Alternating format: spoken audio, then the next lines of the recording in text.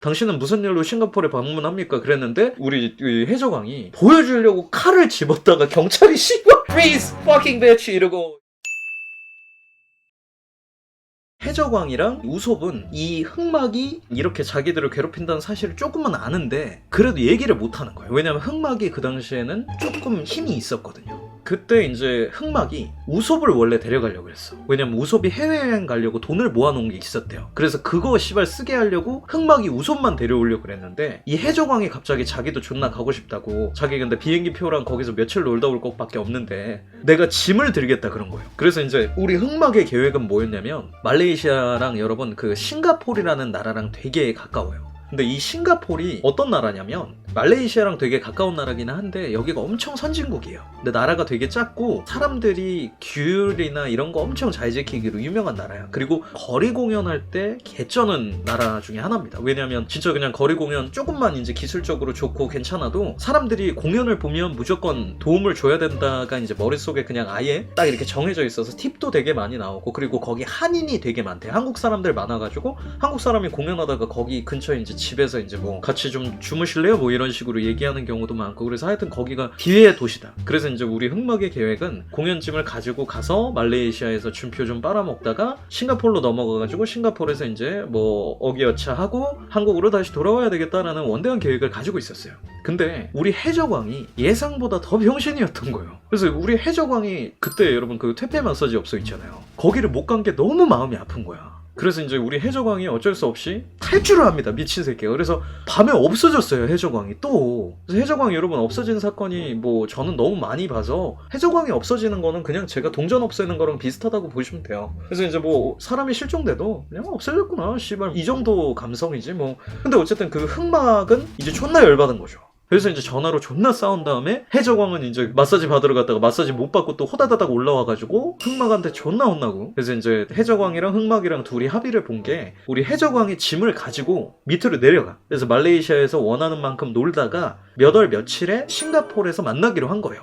그래서 이제 그 짐은 어차피 걔가 들고 가니까 흑막은 이제 짐도 없이 공연짐이 다 그 해적왕이 갖고 있었거든. 그러니까 혼자 이제 르르르르르 이러고 몸만 그냥 이렇게 가면 되니까 흑막은 그 생각을 하고 있었던 거죠. 그리고 나서 이제 우솝은 이제 뭐 문제가 있어가지고 한국으로 돌아가고, 그 다음에 이제 우리 흑막은 싱가포르로, 그리고 우리 해적왕은 중간 말레이시아에서 뭐 싱가포르로 이렇게 넘어갈 뭐 그러겠다. 그리고 이제 저는 이제 겐팅 아일랜드라고 거기 이제 일을 해야 되니까 나는 거기 남아 있었는데, 그 만나기로 한 날 갑자기 흑막한테 전화가 온 거예요. 준표야, 너 해적왕 연락되니? 연락을 해보니까 연락이 안 돼. 아니요, 안 되는데 형 못 만나셨어요? 이러니까 해적왕이 안 왔대. 싱가포르에 공연짐을 가지고 날라버린 거예요. 씨발 없어진 거야 또. 근데 이번 실종은 좀 컸죠. 왜냐면 거기 흑막짐도 같이 있었거든. 그래서 흑막이 이번엔 좆된 거예요. 물론 흑막은 비자 카드를 갖고 있어서 뭐 어떻게든 살 수는 있지만 진짜 약탈을 성공한 첫 번째 해적이었죠. 그래서 여러분 놀랍게도 이틀째 연락이 안 돼가지고 우리 흑막은 진짜 개빡친 상태로 싱가포르에서 지돈 생돈 쓰고 아무것도 못하고 한국으로 귀국을 합니다. 근데 여러분 놀라운 건 이때 해적왕이 진짜 없어져 버렸어요. 어떻게 연락을 해도 안 받는 거야. 심지어 SNS도 가끔 올리는 집이었는데 SNS 안 돼서 이 해적왕이 죽었다고 생각했어. 그래서 이제 제 연락처에는 해적왕이 고 해적왕으로 돼 있거든요. 그래서 이제 사람들이 그분 되게 재밌으신 분인가 보다. 고 해적왕 약간 이런 거야? 이렇게 물어보면 아니요. 그 장례식에 쓰이는 그 고자. 그래서 그걸로도 하여튼 존나 웃긴 일들이 많았는데, 그래서 그 고 해적왕이 진짜 죽은 줄 알았어. 그리고 그 형은 이제 빡 돌아가지고 한국 가가지고 해적왕 욕 존나 하고 다니고. 그러니까 이제 난 당연히 죽은 사람인가 보다 하고 스스로 그렇게 믿었던 것 같아. 그러다가 여러분 한 달 뒤에 귀신한테 전화가 왔어요. 해적왕한테 페이스북 보이스톡이 온 거야. 그래서 내가 받아가지고 형 지옥은 어때요?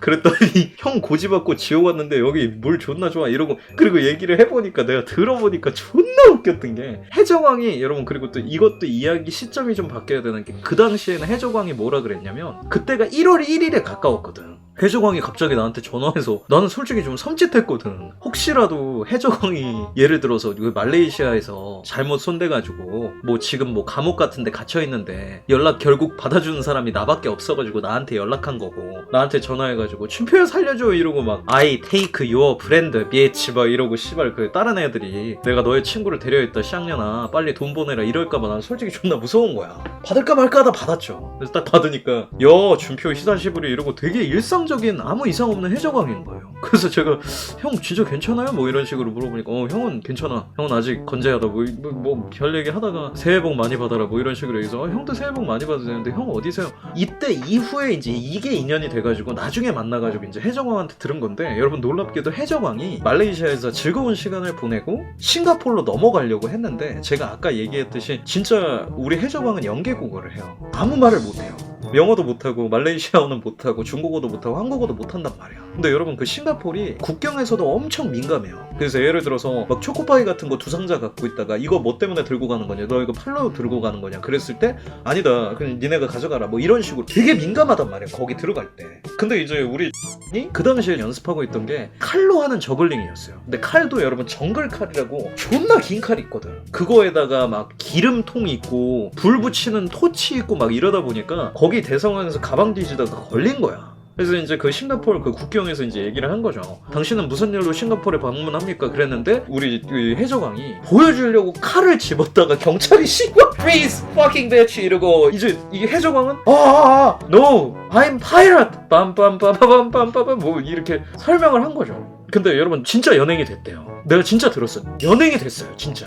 그리고 연행이 돼서 이제 거기 경찰서에서 얘기를 한 거지. 이 저글링을 보여주는데 심지어 여러분 진짜 웃긴 게 뭔지 알아? 거기서 저글링만 성공했으면 그냥 들어갈 수 있었을 거예요. 입국할 수 있었을 거야. 근데 심지어 그때 우리 해적왕이 저글링을 잘 못했어요. 그리고 해외고 상황이 안 좋으니까 저글링을 실수를 한 거야 거기서. 그러니까 이제 얘네가 말도 안 통하지. 뭘 자꾸 물어본대 걔네가 막 Do you want a business trip or why did you have lighter oil or 막 이렇게 물어보는데 해적왕은 그냥 거기서 제가요 그러려고 들어가는 게 아니라 답답하네 씨발 정말 니네 해적 몰라? 캐리비안의 해적? 의? 이지랄 하고 있었던 거죠. 그러니까 거기서 이제 입국 금지 당하고 결국 안 들어간 게 아니라 못 들어갔던 거죠. 그리고 여러분 알아? 국경에서 한 번 빠꾸 당하면 못 들어가요. 한 달인가 그 기간이 존나 길어. 그래서 해적왕은 연락 존나 올 거 아니야. 안에 들어가는 흑막한테 이제 막 씨발 연락 오고 막 이러는데 전화하면 결국 싸우고 막 어쩌고 저쩌고 지랄대 알 거 아니야. 그러니까 우리 해적왕이 그냥 포기한 거예요.